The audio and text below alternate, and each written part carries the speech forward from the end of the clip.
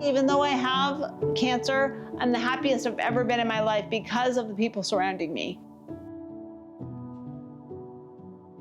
My name is Jennifer Mangin, and I was diagnosed with stage 4 metastatic breast cancer in about April of 2020 and have been taking that challenge and battling it since then for a little over 4 years.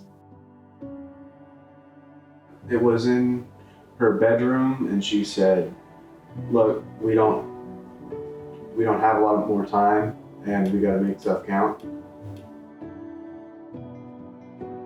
I had brain surgery because eventually my metastatic breast cancer traveled, obviously, and traveled to my brain. So I had the, a couple of years ago, 2022, I had whole brain radiation, which did knock down some of the tumors. I had about a dozen tumors at that time.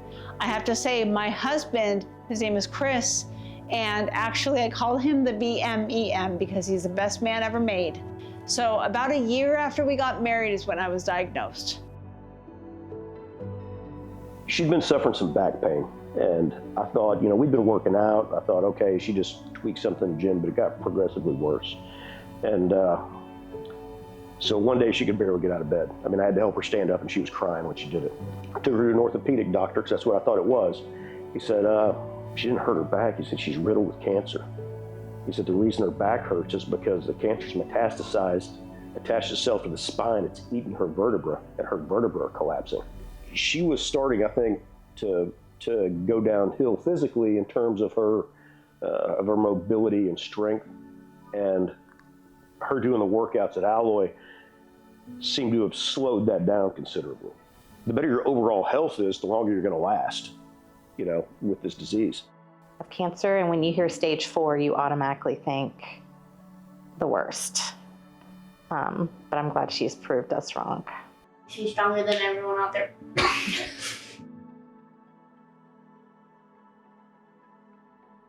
How I initially joined, I saw a Facebook ad, and when I did that, I submitted my phone number, my email address for someone to get a hold of me, and Stephanie, probably within an hour, called me on my cell phone and asked me a bunch of questions. I told her my story, and really Alloy, when she told me what Alloy was about, it was perfect for me. I told Stephanie I was really worried about my mobility, my depth perception, my strength. I wanted to get back to how I was before April of 2020. So the first time I met Jennifer, I had to physically hold her and move her through the workout, the movement screen, pretty much everything, because she was just very weak. I was excited to be able to help her, and very quickly she flipped the script, and we realized her influence on us and that she was actually helping us. She knows that she has friends here, family here to support her along this journey. And from the minute I joined, I felt like I was part of that family. They brought me into their family there at Alloy. Now, after a few months of going to Alloy and really, sticking to those workouts, I've been able to carry groceries on my own. I've been able to walk further. God wouldn't give me anything that I couldn't handle. I'm up for this challenge. I'm always up for a challenge. So I'm doing everything I'm supposed to do to help beat this. I found for me, being positive the whole time has been a huge, huge lift. Plus, I don't want my family and my friends and my coworkers to not want to be around me. Jen inspires me every day. I don't think I would be handling it as well as she has. She's the strongest person I know. Since she started Alloy, I've only seen positive changes. I think my very first thought was, man, this lady is nice and very upbeat.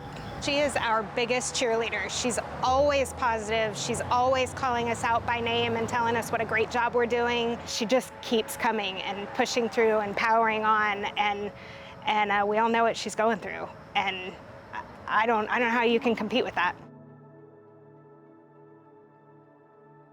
I will say my goal is for me to be around for my grandkids to be born, and for my daughter to be able to consult me at her wedding and be with her at, in her first pregnancy, at least her first and hopefully her last. I have to be here for my kids, and I have to be here for my husband. He's like one of my kids. I want to be a role model for people. I want them to see me and think, you know what, if she can do that with cancer, then I can do anything.